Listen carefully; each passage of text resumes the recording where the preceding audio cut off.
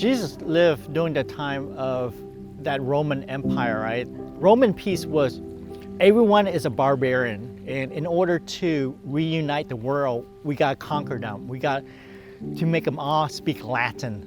But that wasn't the type of peace that Jesus imagined, because now his peace was a peace where you have many peoples who were excluded from that type of peace. You had the demon possessed, you had the sick who were considered cursed by God, you had women who were considered possessions, you had children who were like subhuman, you had all sorts of people who were considered sinners, and it was forming this kinship where there were all these differences. And how do you have peace like in that tension? How do you resist the temptation to oppress? And in oppressing, you say, hey, you have to be like me, you have to look like me, act like me, speak like me.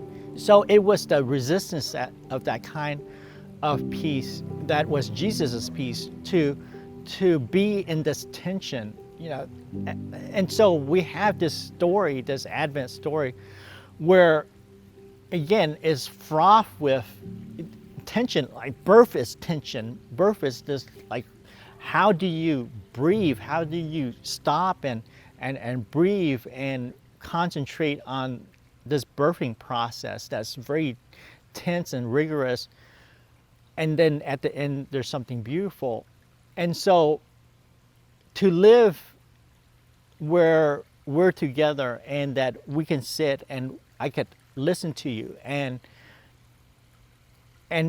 have that relational tension and be okay with it and still love and still accept the person of who you are. Maybe not all your ideas, maybe not, even the things you do, but like the person who you are, the divine image. That's the peace that when Jesus entered into the room, that's what he brought. That type of divine peace that does surpass our understanding. How can we understand peace without this idea of sameness? There's just peace within this tension of difference. Yeah. So that's that kind of anticipatory peace that we are invited to, this space where it's going to be uncomfortable, because we are blessedly made different. You, Travis, very different than me, wildly different from me, and it's only in those differences that we can really love, right? Or else all I'm loving is myself. I'm just loving a reflection of me, and that's not real love. The only way in which we can have peace is in the context of resistance, right? Because there's so many forces in this world that that either rob us of our peace, that wants these easy solutions to peace. Again, that saying peace is not the cessation of conflict, but the ability to move within that conflict. That's true for a reason, because unless we move into that conflict, move through that conflict, we don't know the value of the other side. In other words, we don't know the value of our differences, our relationships. And so that's why the gospel of the otherworldly heaven is so compelling, so tempting, because it wants us to escape the difficulties and horrors of this world. Because again, if we bring differences into the room, there's always like unease. There's always unease. There's not a room that I've been to, unless it's a room of all people of color, that I've not felt like a tension of unease. And people see me as being different, and then they try to adjust for that difference, right? I could be around you for a minute, but I'm okay because I know that someday I'll be in heaven. So I can yeah. Then you escape. For 5 minutes. Yeah, they'll escape from me, right? So heaven is easy panacea for peace because it escapes our differences. This medication to make us feel better about the world. The idea that it doesn't matter, we're all Christians, we're all the same in Christ. Part of it might be true. There's a truism there, that verse, there's, no Greek or Jew, no slave or free. But that's not it. That's not the essence of that is not to eliminate the differences among us. The differences among us is what causes the tension, but what causes, the real life in us. Whenever Christians express God in terms of threeness, in terms of, this parent, this child, this spirit, this sort of dance, it's always to describe these differences among God. Okay, God's self has these differences and dances within these differences and can be enwrapped in the difference among God. Anything beautiful, any art, if you think of jazz, you have those notes that are played in tension to one another. You have a little bit of discourse, right? Cacophony. And played correctly, that produces beauty, right? It's about this sense of being in it and knowing who you are in relationship to who the other person is. So Mary is there and she's having this baby through this painful darkness of night, in this stable, in this manger.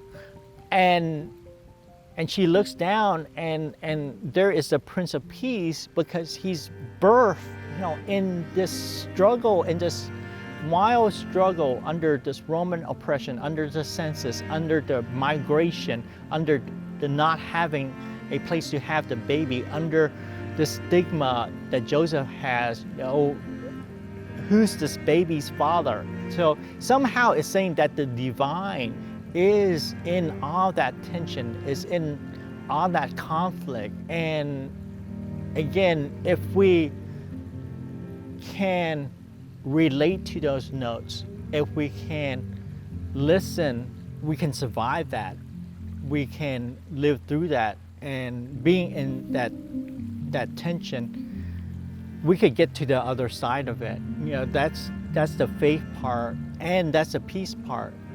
We might be able to hear and even play those notes in a way that cause beauty, that bursts beauty in our lives. To be able to weather those storms together, to have that faith that, in the midst of our differences, right, that there's something more than just like our appearances or our ideological beliefs or any of that pulls us together. And that's the dance of the divine, right? That the divine is held together by these differences. No, not the elimination of differences, but joining of the differences. And so Advent, we're waiting, we're anticipating this world where we could create, relationships where there is something beautiful and unique about who you are, because you are other than me. The only way in which I can have relationships that I can have love is you're other. Mary has this baby that is like half hers and half not hers. It's like a Malago baby. It's this half and half divine, half human, and it's not of her, but she embraces that and loves that. And same with Jesus. Jesus enters into our relationships, and Jesus enters and loves and becomes a part of that humanity. So even in those differences, the more we can learn to embrace and love, the more we can see the divine, we can see the essence, you know.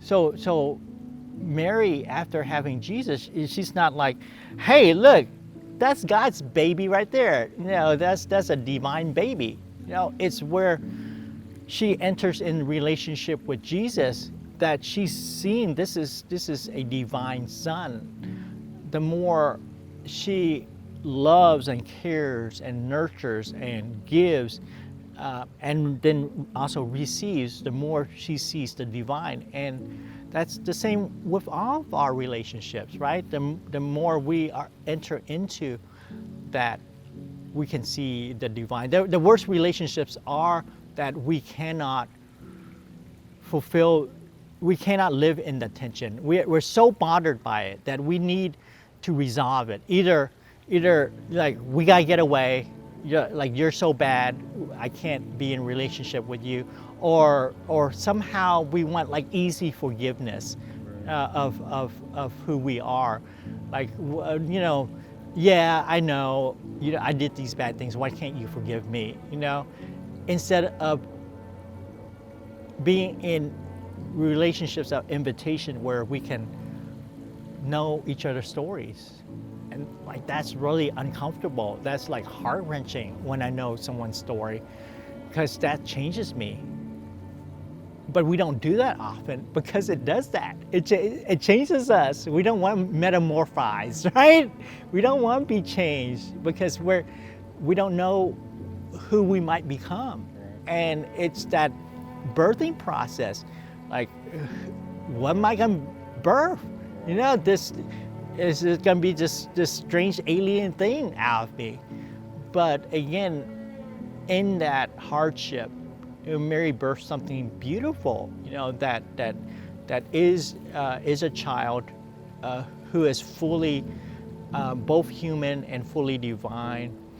And in a lot of ways, I was referring to Milagro children. Really, you know, they're fully black, fully white. You know, fully who they are. You know, we're not half anything. You know, we're fully who we all are. Like, I'm fully Vietnamese. I'm fully American.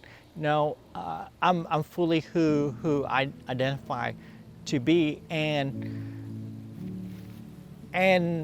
again, to accept that, to be in relationship in that, like, on the other side of it can be this peace, this love, this bond, right? That's something. You know, if we weather the storm, that's something that will join us forever. You know, on the other side. The kinship, the kingdom that Jesus was creating, was not one of that kind of forced assimilation like the Roman Empire. It was one that welcomed the stranger, welcomed the different, welcomed the person who needed a identity, you know, having identity. You know, again, saying that like I'm Vietnamese American is very strange to some people. It's like, why can't you just be American? Why do you have to add that Vietnamese? But that's part of my identity, and whoever you are, whatever you identify with, you know, that's part of it. And being in the relationships of identity, that again, working on that, being with that, you know, that will eventually produce the peace that we want, because that's the long-lasting stuff. That's the bond that we're gonna have, you know, forever.